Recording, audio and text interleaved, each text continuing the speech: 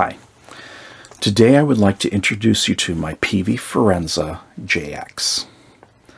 My purpose for this series, which will hopefully be self-apparent once it gets going, is to lay out the stories behind my pieces of musical equipment.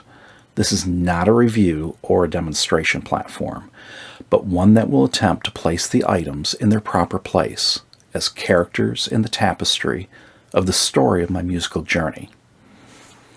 Back in the mid-90s, like many of us do, I was on the hunt for a new electric guitar. At that time, I had both an Alvarez Dana II and a Strat-style Charvel. I found myself, like others newer to the world of music, looking for a more expensive guitar because in my mind, that would make me sound better. Heaven forbid, I actually practice more. In my search, my driving criteria was that it be neither a Gibson nor a Fender.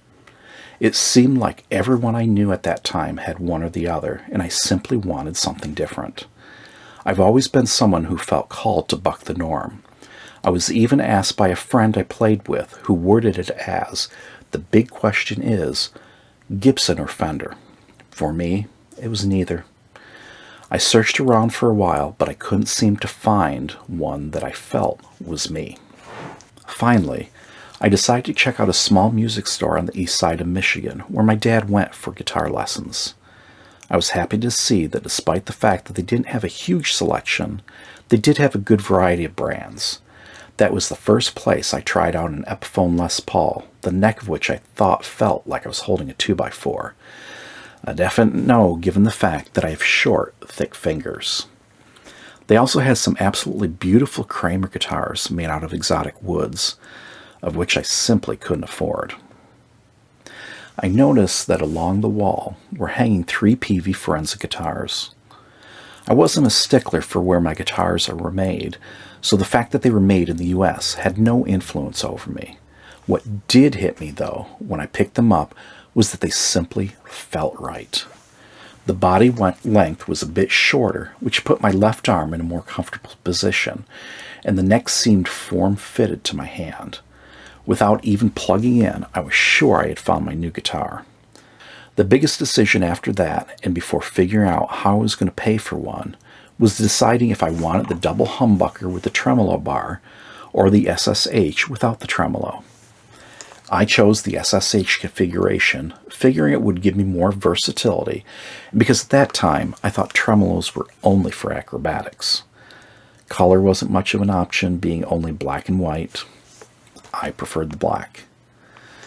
When it came to paying for the guitar, I ended up trading in both of my electric guitars, a Boss HM2 pedal, and some cash.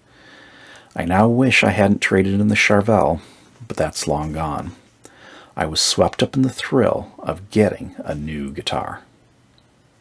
The Peavey remained my only electric guitar for about 20 years. After I began to put out music and expand my collection of electric guitars, the Peavey settled into the position of the guitar I reached for whenever I wanted a lead part to cut through everything.